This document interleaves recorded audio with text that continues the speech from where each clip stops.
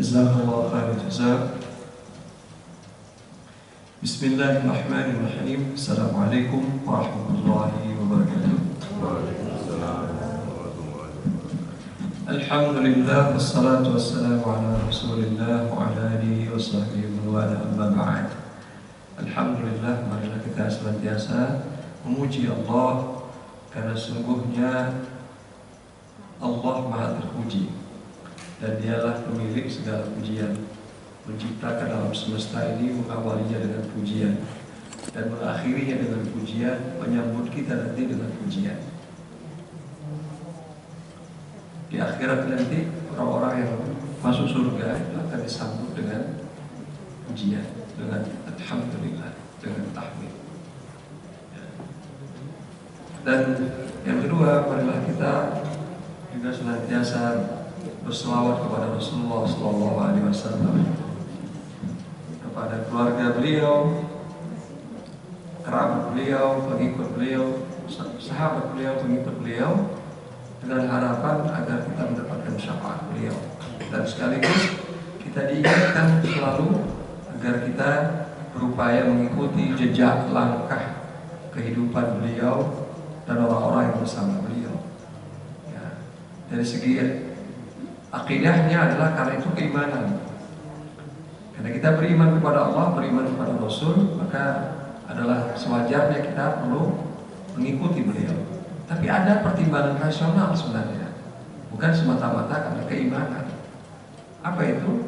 Karena sungguhnya beliau itu satu-satunya manusia yang Allah pilih menjadi model, contoh, sukses, paripurna dunia akhirat. Tidak ada manusia yang sempurna suksesnya. Kita menemukan banyak sekali orang sukses, tapi suksesnya sebagian saja. Ada yang sukses rumah tangganya harmonis, ya, anak-anaknya sholih dan sholihah, karirnya biasa-biasa aja. Ada yang bagus sekali karirnya, tapi sayang sekali rumah tangganya berantakan, gitu ya. Ada yang kemudian secara karir dia bagus, tapi uangnya pas-pasan terus. Ada yang begitu kan? Nah, begitulah manusia. Ya. Tapi Rasulullah sempurna, ya, sempurna. Nah, kesempurnaan ini menjadi dambaan kita. Maka sudah sewajarnya kita berupaya untuk mengikuti jejak langkah hidup beliau. Karena itulah sebenarnya contoh manusia yang nilainya 100 kalau kita anggap 100 adalah seperti itu. Nah, kita dianggap berapa ini? Allah a'lam. Nah, jadi sholawat itu bukan sekedar kita yang mendapatkan syafaat beliau harapannya, tapi kita berusaha untuk ya, menyesuaikan dengan peri kehidupan beliau. Nah, jamaah yang dimuliakan Allah, salah satu di antara ya, yang menjadi kunci sukses kehidupan beliau adalah Al-Quran. Dari mana kita dapat informasi ini? Dari para sahabat beliau. Bayangkan, para sahabat beliau ini adalah orang yang sudah bertahun-tahun bersama beliau. Ya, seperti kita bergaul akrab sesama jamaah Masjid Al-Awwal, sudah bertahun-tahun saling kenal. Mestinya sih kita akan tahu betul orang ini sebenarnya kelebihannya apa, kekurangannya apa. Tapi mereka setelah wafatnya Rasulullah masih belum puas. Maka bertanyalah di antara mereka kepada Aisyah radhiyallahu anha. Dan mereka bertanya, ya, pertanyaannya sebenarnya pertanyaan yang seharusnya itu mereka tahu. Bagaimana akhlak Rasulullah? Apa kunci rahasia beliau? Mengapa orang ini seperti ini? Karena mereka ingin mengetahui lebih dalam lagi, begitu ya. Nah, begitulah para sahabat itu merasa belum puas dan belum puas, ya. Padahal mereka sudah bersama beliau. Kita ini nggak bersama beliau, tapi udah puas cuma berselawat saja. Ya. Jadi artinya kita ini apa? Nggak terlalu begitu antusias dengan informasi yang ya, dapatnya dari beliau. Nah, maka Aisyah radhiyallahu anha ya, menjawab pertanyaan dengan pertanyaan. Pertanyaan beliau kepada yang bertanya adalah, bukankah kalian sudah membaca Al-Quran? Ya. Wa innaka la'ala khuluqin 'adzim. Dalam surah Qalam ya. Ya, kami sudah baca Quran. Kami sudah tahu juga ayat itu. Nah, kalau sudah tahu kenapa bertanya? Kira-kira begitu sebenarnya. Maka Aisyah mempertegas keterangan ayat itu dengan kecerdasan yang Allah anugerahkan kepada beliau. Keluarlah dari lisan beliau kalimat. Ini bukan hadits Nabi, tapi sebenarnya ya jalur periwayatannya sahih sampai kepada Aisyah. Jadi sahih orang-orang yang firqah. Maka keluarlah ungkapan kana khuluquhul Quran. Sesungguhnya akhlak Nabi itu Al-Quran. Ya. Sungguhnya kunci sukses Rasulullah itu Al-Quran. Itulah yang saat ini kita pelajari. Kita mempelajari cara membacanya. Tapi sesungguhnya di balik cara membaca ini terkandung maksud ya, perilaku hidup kita yang membacanya. Jadi bukan hanya membaca, ini penting sekali ya. Jadi jangan jadikan Al-Quran itu berhenti sampai bacaan, apalagi sampai ya, kerongkongan kita saja. Dia tidak masuk ke dalam diri kita. Ya. Ingat, Al-Quran ini menjadi hujah bagi seseorang atau atas seseorang. Bagi seseorang itu artinya nanti dia menjadi pengawal, melindungi orang yang membacanya, atau sebaliknya dia menjadi saksi yang memberatkan orang yang ya, melakukan penyimpangan setelah dia membaca Al-Quran, setelah dia ya, mengetahui Al-Quran, maka dia menjadi saksi yang memberatkan. Jadi itulah yang menyebabkan kita perlu ya, mengetahui lebih dekat berinteraksi dengan Al-Quran ya, hatta dalam urusan-urusan ya, yang sifatnya tampak luar, apalagi sampai kandungan yang paling dalam. Nah, kita membaca Al-Quran, kaidah membacanya kita jaga sedemikian rupa, itu dalam rangka itu, bukan semata-mata sekedar ya katakanlah demi kegenitan ilmu. Jadi kan kadang-kadang ilmu itu kan dibuat jadi semacam supaya kita kelihatan keren begitu. Tidak. Ilmu itu di dalam Islam bukan dalam kepentingan itu, tapi dalam kepentingan ya, yang sifatnya meningkatkan kualitas manusia. Ya, bukan ingin menampilkan kemudian betapa canggihnya, bukan. Ya, tapi dalam rangka meningkatkan kualitas kita lewat ya, upaya kita untuk mengamalkan Al-Quran. Baik, sekarang kita sudah sampai surah apa ini? Catatannya Al-Anbiya atau surah apa ini? Ayat berapa? Ayat 34 ya, apa imita ya. Baik, kalau sudah sampai ayat 34, maka yang selanjutnya adalah ayat 37 ya. Nah, selanjutnya adalah ayat 37.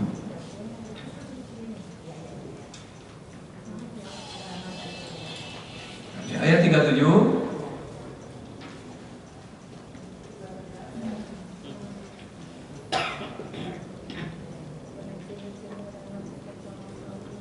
Sa'urikum. Jadi ku-nya itu tidak dibaca dua ketukan.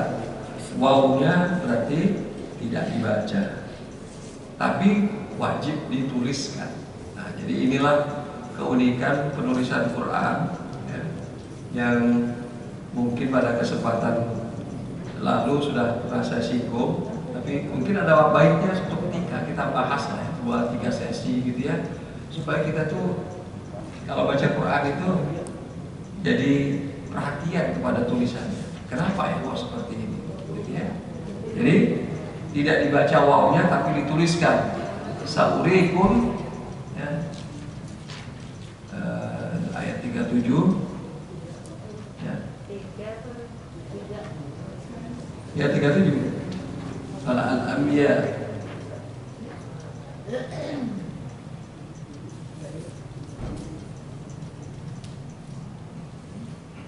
Ya, sa'urikum ayati fala tasta'jilun.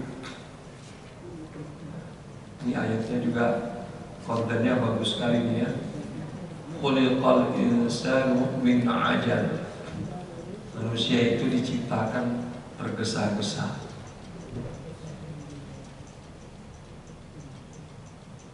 dan akan aku tunjukkan padamu ayat-ayatku, maka jangan tergesa-gesa, jangan minta cepat-cepat, gitu ya. Ala tasta'jilu, ya manusia begitu ya. Kalau dia dikasih kemudahan, dia pingin yang sulit, gitu ya. Kalau dikasih kesulitan, dia minta yang mudah. Jadi manusia itu rebelis. Itu di dalam Al-Quran disebutkan berkali-kali dalam banyak ayat, bukan satu ayat ya. Baik, kita lanjutkan lagi ya. Ayat 42, yaklaukum, bukan yaklaukum ya, yaklaukum.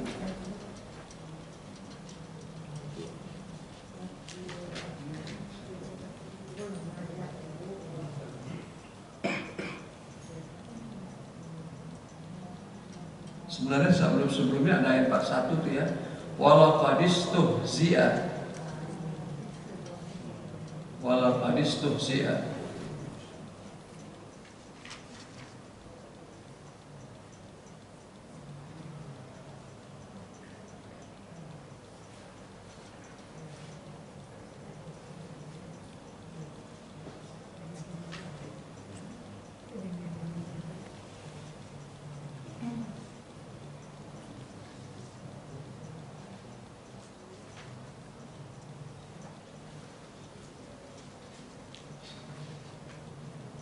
Ya sudah dapat.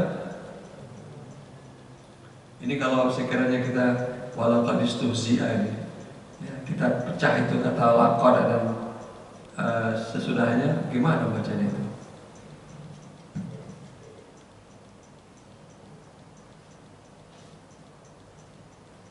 Ya itu ya perlu belajar sedikit bahasa Arab ya. Jadi itu sebenarnya fiil kata kerja masa lampau tapi bentuknya pasif ya.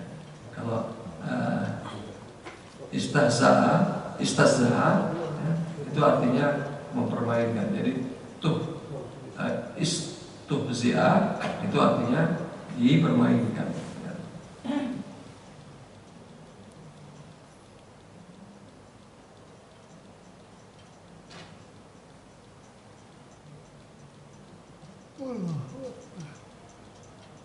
Oke, kemudian ayat ke berapa tadi? Ayat ke 42 lagi yaklaukum sudah ya. Ayat 40, ayat 56. Bal rabbukum. Nah, ini dia ya. Bal rabbukum. Maka lamnya lebur. Qala bar rabbukum. Bar. Jadi bukan bal rabbukum, tapi bar rabbukum, lebur sempurna ya. Qala bar rabbukum, jadi bukan bal rabbukum tapi bar rabbukum. Nah kalau kita nggak belajar tuh ya, maka boleh jadi kita baca qala bal rabbukum gitu ya, kita baca lamnya itu ya. Apalagi kalau dicetakan saya kata kalau dicetakan Indonesia ada tasdidnya nggak? Ada tasdidnya nggak? Ada tasdidnya ya. Bacanya bagaimana kalau tasdid begitu?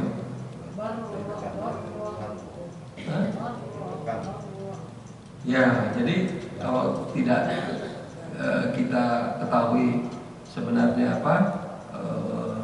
pengecualian dalam bacaan ini, maka kita mungkin akan bingung ya, ini bal rabbukum atau ini kok ada tasdidnya ini ya. Jadi yang benar adalah lamnya lebur dengan ra ya, sehingga kita baca qala bar rabbukum ya. Ayat 56 ya, surat Al-Anbiya. Kita lanjutkan lagi ayat 56 juga ya. Ini sekedar mengingatkan saja ya. Qala bar rabbukum rabbus samawati wal ardi alladhi. Kalau berhenti di kata sesudahnya fatarahun, gunnah, harus ada gunnah ya, harus ada sengau yang takarannya 2 ketukan. Jadi bukan dibaca fatarahun, fatarahun, fatarahun, ya.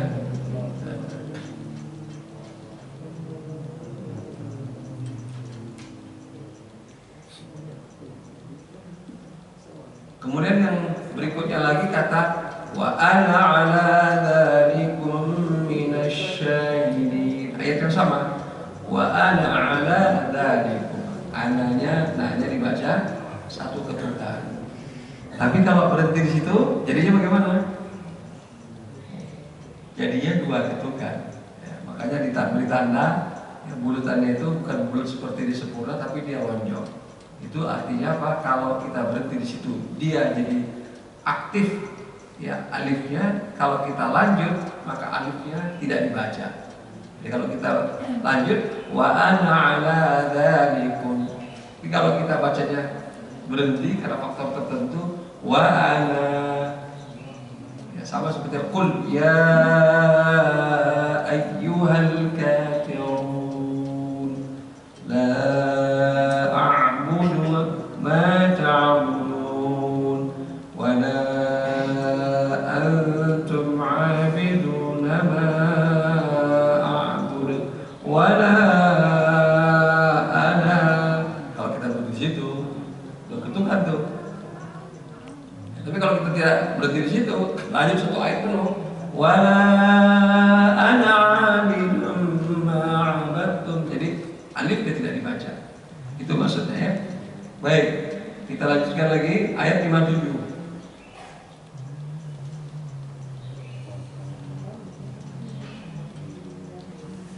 Ya, la akidanna, bukan la akidanna, ya.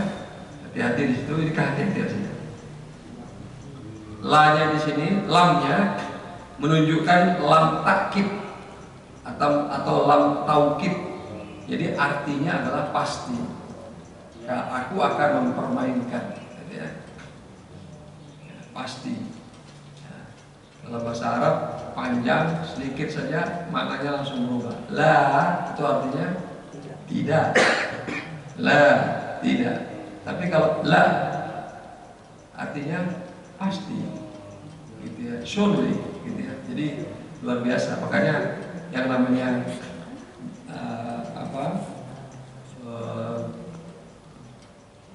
mad wal qasr itu kalau salah fatal ya, panjang pendek. Umumnya kesalahan panjang pendek ini berakibat fatal, ya, karena bisa mengubah makna. Kita lanjutkan lagi. Berikutnya ayat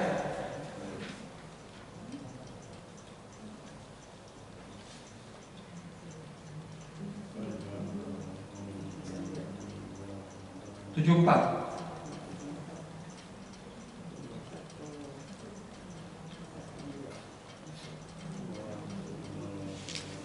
Pada kalimat wa najjaynahu minal qaryati allati kanat ta'malul khaba'ith. Kanat ta'malul khaba'ith. Kanat ta'. Jadi ya, itu lebur sempurna, ya, idgham kamil namanya. Sehingga hams sifat dari ta pada kata kanat itu tidak terdengar sama sekali. Karena dia langsung masuk ke ta berikutnya dan leburnya atau idghamnya sempurna.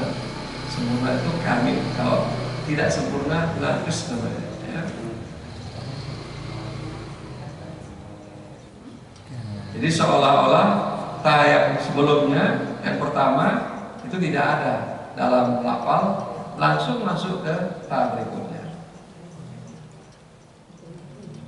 Baik, yang berikutnya ayat 88.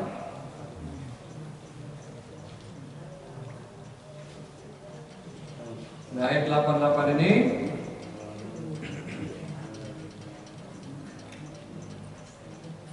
sebelum 88 ini dulu nih ya. 87 dulu deh. Ya. Di 87 ya.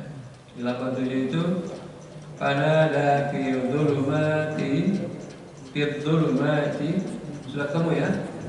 alla ilaha illa anta, alla ilaha illa anta subhanak. Ini doanya Nabi Yunus alaihissalatu wassalam. La ilaha illa anta subhanaka inni kuntu minal zalimin. Ya.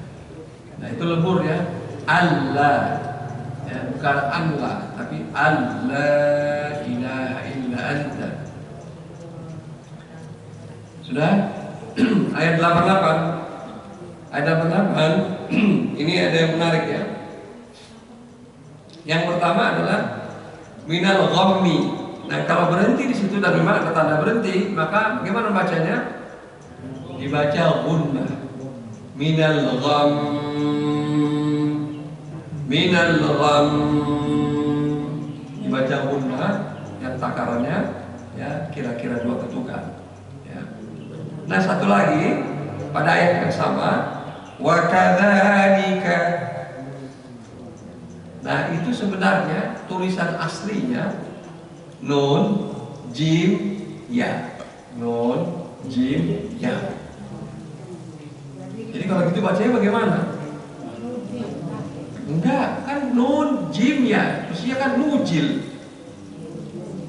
Kalau dicetakan Madinah, ditambahkan nun kecil di atas. Ya, ditambahkan. Nah itulah ya.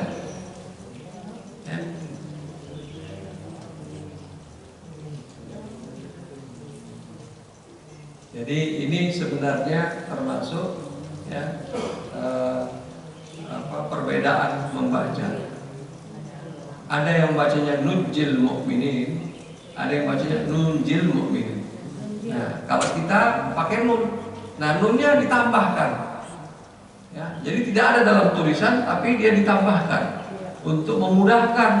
Jadi bukan aslinya ada, aslinya nggak ada tulisan nun itu. Coba dicetakan Indonesia, tambah gimana cara menulisnya? Yang cetakan Indonesia, nunnya taruh di atas gitu ya, terpisahkan. Betul nggak? Coba saya lihat cetakan Indonesia.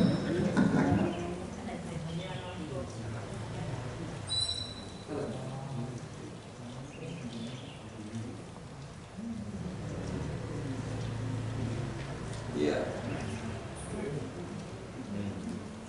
Kalau dicetakan Indonesia, nunnya udah ditambah langsung, gitu ya. Kalau dicetakan di Indonesia, nunnya sudah ditambah. Ya sebenarnya tidak ada huruf nunnya kalau di tulisan asli. Jadi nun, ya. Kalau dicetakan Indonesia itu nunnya jadi 2, betul tidak? Ya kan? Nah kalau dicetakan yang Madinah, cetakan Madinah ini selalu berupaya merujuk kepada cetakan tulisan aslinya. Tulisannya itu adalah nun, jim, ya. Jadi kalau nggak ada misalnya bantuan itu, maka kita harus belajar qiraah supaya kita tahu bahwa itu bacanya adalah nunjil mu'minin. Tapi yang lain bacanya bukan nunjil. Nah, jadi ini catatan saja, pengetahuan saja. Bayangkan kalau nggak ada tulisan nunnya, kita baca apa? Salah, gitu ya. Nah, jadi ada kemudahan juga Al-Quran cetakan Indonesia ini karena memang dituliskan dengan tujuan memudahkan pembaca kita orang Indonesia. Ya, makanya sedikit berbeda dengan tulisan di cetakan Madinah. Ya, karena cetakan Madinah orang yang baca itu harus tahu tentang cara membacanya dengan ilmu. Kalau misalnya hanya sekedar baca aja, gitu ya, tulisan Arab, besar kemungkinan dia salah. Ya, sebab dicetakan sana diupayakan, ya rasamnya, penulisannya kembali kepada penulisan yang otentik, asli, dan karena itu kemudian tidak ada penambahan ini itu yang kemudian memudahkan orang-orang yang masih awam seperti kita ini. Gitu ya. Baik, itulah surah Al-Anbiya ya. Maka dengan ayat 88 tadi ya catatannya sudah selesai ya, kalau mau ditambah lagi ada sedikit lagi nih sebenarnya. Wahum ayat 102 wahum fi mashtahat Ya, ini juga kalau kita pisah mimnya itu ishtahad anfusuhum khalidun ya. Nah, tapi umumnya kita baca langsung wa hum fi mashtahad anfusuhum khalidun 102 ya. Dan ma-nya tidak dibaca panjang ya, langsung lebur dalam shin mashtahad ya. Wa hum fi mashtahad, bukan ma ishtahad gitu ya, atau ma ishtahad ya. Walaupun tulisannya itu ada ya 2 alif bahkan sebenarnya, alif pada huruf ma-nya dan alif yang sebelum huruf shin ya, asal shin ya, maaf ya gitu ya.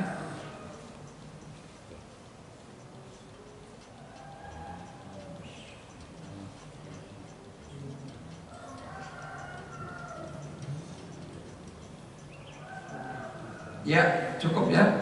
Kalau ada pertanyaan saya persilakan. Nanti pertemuan yang akan datang kita lanjutkan dengan surah Al-Hajj. Ada Bapak Ibu yang ingin bertanya, silakan.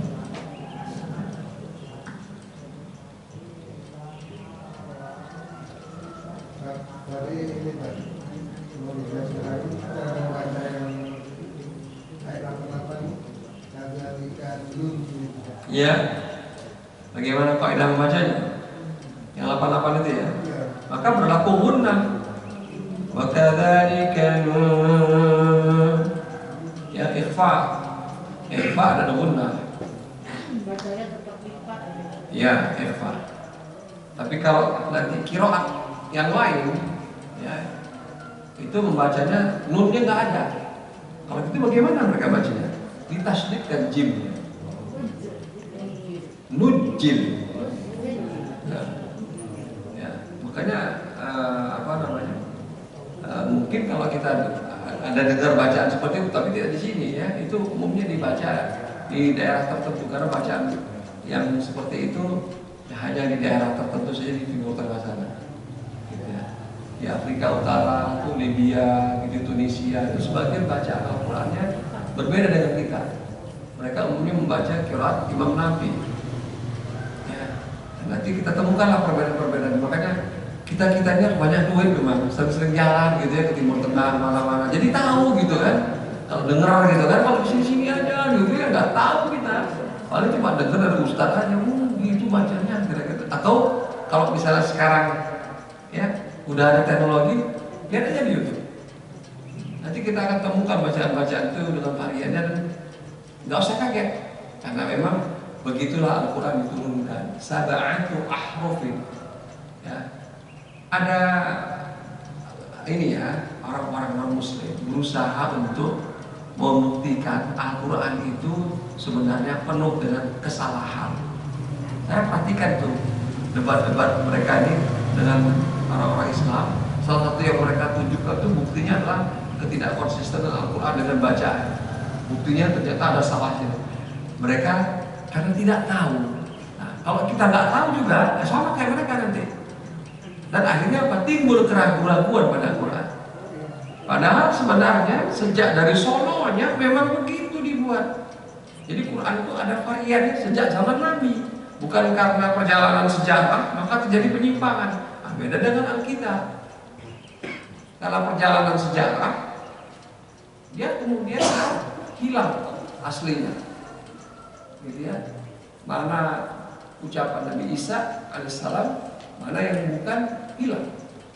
Tapi kalau kita memang dari langit turunnya begitu, diajarkan kepada Nabi, kemudian Nabi mengajarkan kepada sahabat.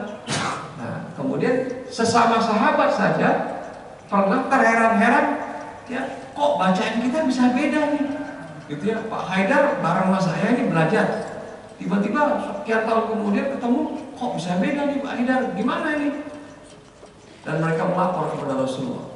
Kata Rasulullah, ya memang saya mengajarkan kepada kamu begini, kepada kamu begitu.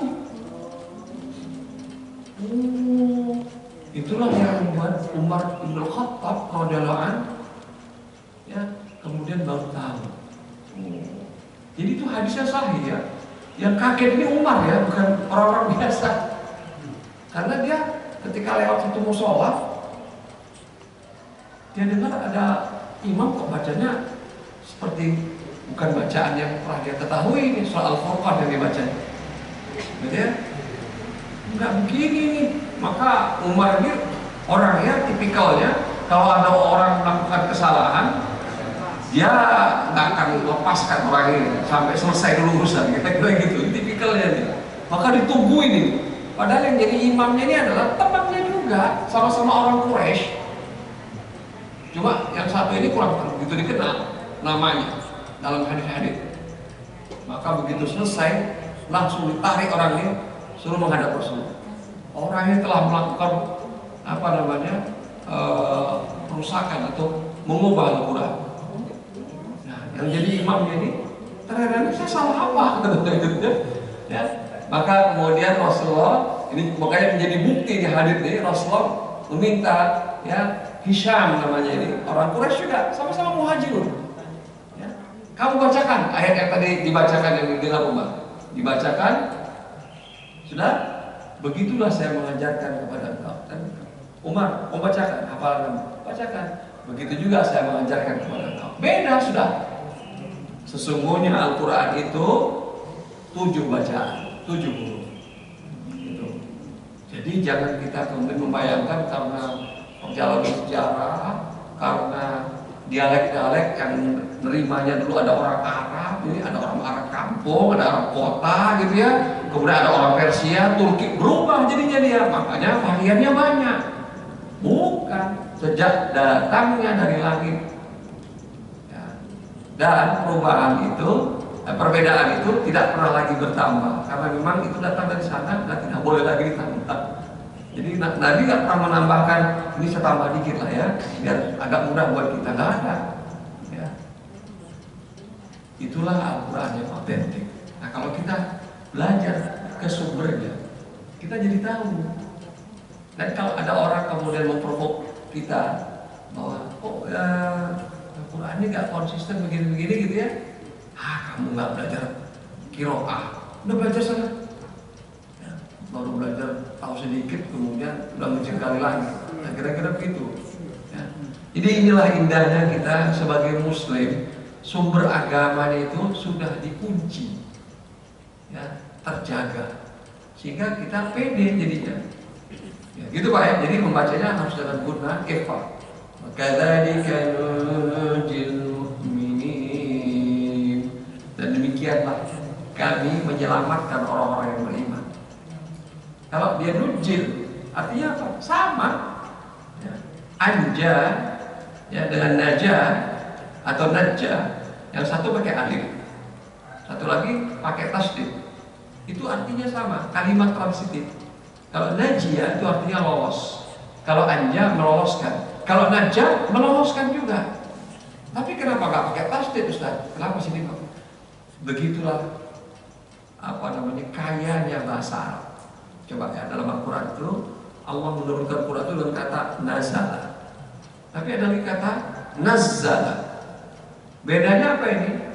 Bedanya kalau nazala dari sana turun kata nuzul, turunnya sekaligus plok. Tapi kalau nazzala, nazzalna itu kan berarti dari kata nazzala juga pakai tasdid, turunnya bertahap. Nah, para ulama bingung ini. Nah, kalau kita yang misalnya sudah punya prejudice negatif pada Quran, wah, Quran nggak konsisten ya redaksinya. Katanya turun sekaligus, di sana turun bertahap. Berarti memang nggak konsisten. Yang benar adalah Quran itu ya turun sekaligus, ya turun bertahap. Kapan dia turun sekaligus? Dari Lauh Mahfuz ke Baitul Izzah. Dari langit, di atas langit ke-7 namanya ada lagi Lauh Mahfuz. Dari sana turun ke langit pertama. Itu sekaligus. Di bulan apa? Ramadan. Turunnya langsung sekaligus. Turun kepada Rasulullah bertahap 23 tahun. Jadi 2 redaksi tadi memang benar-benar ada. Nah yang nggak tahu dia nggak belajar, sebenarnya simpel. Dan menjadi apa? Akhirnya itu menjadi ya Quran ini. Kalau orang yang udah punya pikiran sesat, makin baca Quran dia makin banyak kesesatan yang dia dapatkan. Terkecoh-kecoh, tersisa-sisanya. Karena pikirannya sendiri udah sesat. Tapi kalau orang yang ingin lurus dia, Quran ini membimbing ke arah yang lurus dan makin lama makin lurus. Luar biasa ya Quran ini. Orang yang punya niat salah dibuat dia menjadi makin salah. Coba perhatikan dalam Al-Quran ada ayat yang berbunyi bahwa orang-orang tertentu kalau mendengar Quran itu telinganya seperti ada sumbat. Fi udunaihi waqra. Telinganya seperti ada sumbat. Kalau ada sumbat berarti ya dia seperti gak dengar. Orang lain jelas mendengarnya, dia seperti gak dengar. Telinganya sehat, kalau dites ke ini apa namanya THT, sehat telinganya. Coba, kok bisa begitu ya? Itu salah satu mukjizat Quran. Karena orang ini di dalamnya bermasalah. Begitu kemudian menerima sinyal Quran, ya, yang indah ini bermasalah penerimaannya. Luar biasa. Makanya Quran ini bisa menjadi tanda-tanda yang paling mudah untuk ngetes ini orang di dalamnya bagus nggak, gitu ya. Kalau orang ini di dalamnya bagus, di dalamnya ini, maka uji dengan Quran, maka akan kelihatan bagusnya, reaksinya bagaimana. Makanya benarlah Aisyah tadi mengatakan, sesungguhnya akhlak Nabi. Akhlak itu sebenarnya asal katanya kholaqo. Kholaqo artinya apa? Menciptakan. Akhlak itu apa saja yang keluar tercipta dari diri seseorang. Apakah itu pikirannya yang nggak kelihatan? Kan kalau pikiran nggak kelihatan kan? Apakah itu senyumnya? Berarti perilakunya, tindakannya, atau kemudian sesuatu yang lain lebih dari itu?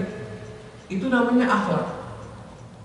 Nah, akhlak ini kalau ibarat mesin, itu fungsi dari apa? Isi mesinnya. Contoh nih, mesin beda, inputnya sama. Input yang pertama dan kedua sama. Sama-sama apa? Sama-sama CPU. CPU itu yang kelapa sawit. Yang satu mesin sabun, pembuat sabun. Yang satu lagi mesin pembuat margarin. Keluarnya beda. Begitu dimasukkan CPU, keluarnya sabun. Begitu masukkan CPU, keluarnya apa? Margarin. Margarin itu sama sabun sama. Jadi kalau kelaparan kita boleh makan sabun lah sekali. Gitu ya. Karena bahannya sama. Gitu ya, bahannya sama, asal bahannya ya sama. Tapi mesinnya beda, hasilnya beda. Sama juga, orang sama-sama baca Quran. Kan sama itu dengarnya. Tapi kalau di dalamnya bermasalah, maka hasilnya beda. Ya, naudzubillah min dzalik. Di Bandung kita baru dapat berita kan ya, ada seorang guru ngaji berbuat tidak baik pada murid-muridnya, rusak jadinya. Guru ngaji ngajar tahfidz. Ini terus terang, kalau saya terus terang ya ini ujiannya buat kita. Ya, umat Islam ini apa diuji? Ya, karena itu keterlaluan itu. Ya tadi, jadi jangan kita lihat lahir. Makanya saya ingatkan santri saya itu begitu. Jangan cuma sekedar memoles penampilan luar, ya hafalannya kelihatan ini. Jangan, karena Quran ini, gitu ya, tidak sebatas itu. Dia harus masuk ke dalam, memperbaiki isi dalam diri kita dan menyebabkan keluarlah kemudian efek dari Quran itu. Itu baru kelihatan keren habis tuh Quran itu.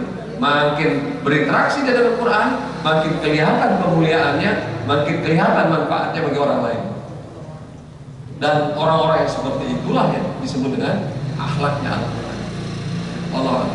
Ya, satu lagi sampai pukul 6 dan 5.30 terakhir ya. Ada lagi? Biasanya Pak Samsui itu nggak hadir ya. Oh, pulang kampung ya.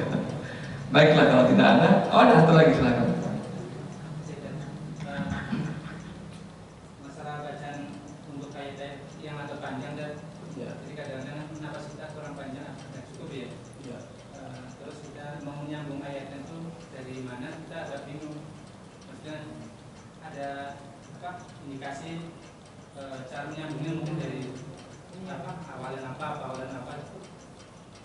Baik, kalau kita sebagai orang yang awam ya dalam pengertian ini bukan bahasa kita, ya, maka ada beberapa tips kiat untuk bisa mengetahui bagaimana cara menyambungnya. Biasanya gitu ya, penulisan kalimat-kalimat atau kata-kata Al-Quran itu dia per satu penggalan, Jadi kita tinggal misalnya la yastakhlifannahum, satu penggalan dia, nempel semuanya. Kalau nulis juga begitu tuh, dia hurufnya semua. Nanti begitu illa misalnya gitu ya, dia baru misah lagi. Nah, bisa seperti itu, gitu ya. Tapi tidak bisa juga itu menjadi ukuran yang baku. Kenapa? Karena banyak sekali di dalam Al-Quran kalimat itu kalau kita penggal di sini maknanya langsung rusak. Laqad kafara alladziina qalu innallaha thalithu tsalatsa. Itu kalau kita berhenti di qalu terus kita sambung dengan innallaha dan seterusnya, naudzubillah min dzalik, itu kafir langsung. Karena artinya apa? Sungguhnya Tuhan bla bla bla bla, keyakinan Trinitas. Gitu ya. Nah, jadi padahal kan kalau kita lihat dari ini ya, jadi yang kedua supaya memudahkan adalah kita minta bantuan guru. Yang ketiga bisa juga kita menggunakan terjemahan ya per kata, sekarang sudah ada. Jadi makanya saya sudah 2 pertemuan di masjid lain di Darussalam di Jatibening menganjurkan kepada umat Islam agar kita punya kemampuan dasar bahasa Arab. Dasar saja, tidak perlu sampai advance, sampai jago canggih, tidak perlu. Dasar saja. Dasar untuk menyelamatkan agama kita. Itu seperti kemampuan sholat, kan ada dasarnya juga. Minimal kita tahu rukun, wajibnya, kan gitu kan, itu kan dasar itu. Ya. Nah, itulah.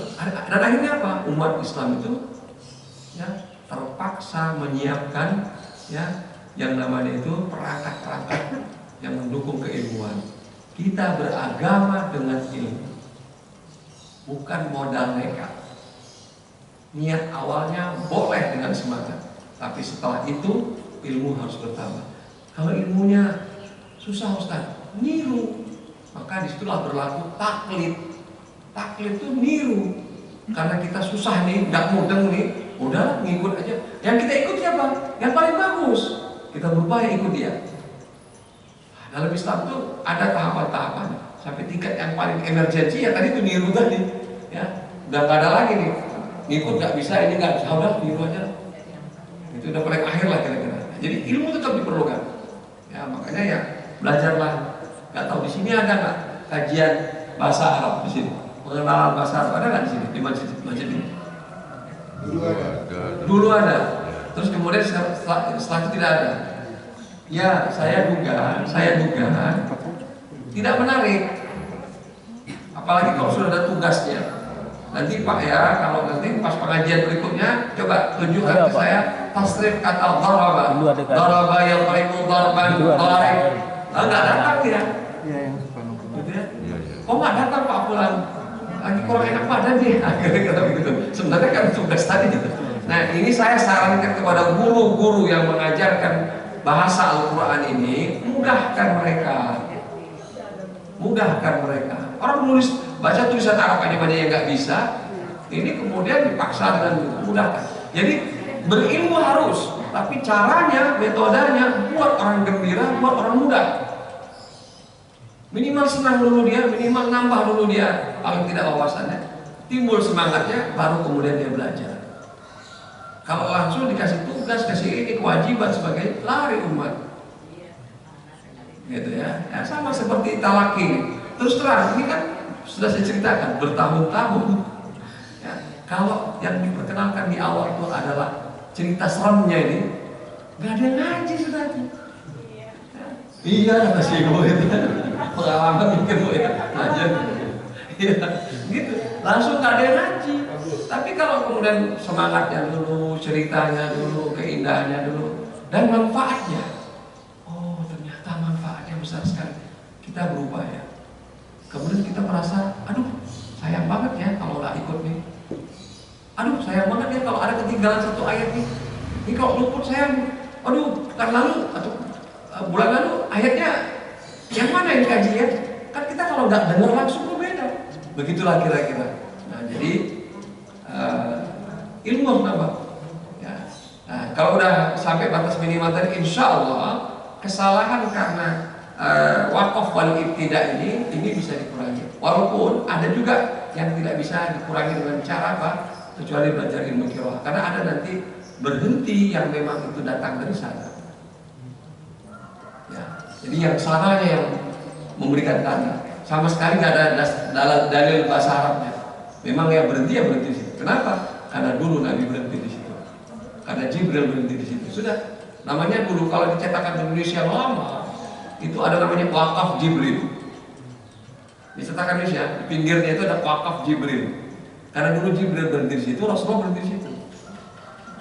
Gitu ya. Nah, kalau sekarang nggak ada, itu hanya dipelajari kalau kita ngaji lebih dalam. Kalau dicetakan sekarang Indonesia yang begitu itu dihilangkan, karena nanti orang ini nanya nih, jadi rumit, gurunya juga nggak tahu juga kan gitu kan. Jadi gurunya nggak bisa jawab gitu ya. Akhirnya udah dilepas saja. Saya kira demikian. Terima kasih. Mudah-mudahan kita senantiasa berusaha gembira, senang berupaya untuk ya, menekuni Al-Quran ya, dan kita memohon kepada Allah kemudahan ya, dalam mempelajari dan mendapatkan ilmu Al-Quran. Terima kasih. Aku qouli hadza wa astaghfirullah li wa lakum. Wassalamualaikum warahmatullahi wabarakatuh.